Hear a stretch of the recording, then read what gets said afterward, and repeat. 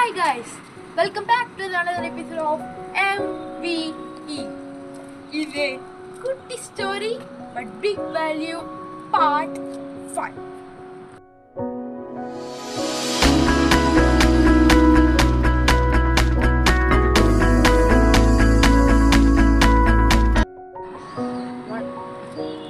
Let's get started. Okay.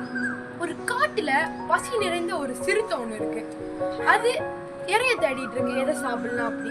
அங்க பார்த்தா 2 மான்கள் இருக்கு.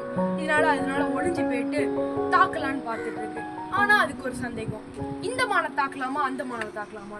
அதுல ஒண்ணு என்னன்னா கருப்பு மான், இன்னொன்னு என்ன புலிமான். இது என்ன தாக்கலான்னு முடிவெடுத்துட்டே இருக்க நேரத்துல மான்கள் 2ம் இதை பார்த்துடுது. அதாவது நம்மள அட்டாக் பண்றதுக்கு நிற்கிறான். அதுக்கடுத்து அதனால பயந்து கருப்பு மான் வலது பக்கமும் புலிமான் இடது பக்கமும் ஓடிடுது. இந்த சிறுத்தையும் கொஞ்சம் முடிவெடுத்து, சரி ஓகே நம்ம கருப்பு மானை பிடிக்கலாம், அதோட இறைச்சிதான் ரொம்ப சூப்பரா இருக்கும் அப்படின்னு சொல்லிட்டு இடது பக்கமா ஓடுது. அது அங்க ஓட ஓட பார்த்தா கருப்பு மானே காணும், அது எங்கேயோ போயிடுச்சு.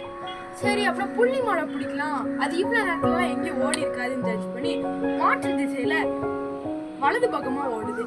அங்க பார்த்தா புலிமான் எப்பமோ பஞ்சா பறந்து போச்சு. நம்மள எத்தனை பேர் அந்த சிறுத்தை மாதிரி இருக்கும், முடிவெடுக்கல தயங்குறவன் அந்த வாய்ப்பை இழந்து நிற்பான். ஆனா முடிவெடுத்து அப்படின்னு வச்சுக்கோங்க, கண்டிப்பா வெற்றி கிடைக்கும். இதுதாங்க திருவள்ளுவர் கூட ஒரு குறள்ல சொன்னாரு, சூழ்ச்சி முடிவு துணிவு எய்தல், அத்துணிவு தாழ்ச்சியில் தங்குதல் தீது. ஆமாங்க, நம்ம முடிவெடுத்தா அதை டக்குன்னு செய்யணும்.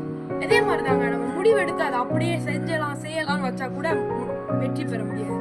முடிவெடு, டக்குன்னு செய், வெற்றி கண்டிப்பா கிடைக்கும். ஓகேங்க, இந்த வீடியோ பிடிச்சிருந்தா லைக் பண்ணுங்க, ஷேர் பண்ணுங்க, கமெண்ட் பண்ணுங்க.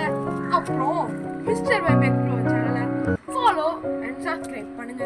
தேங்க்யூ.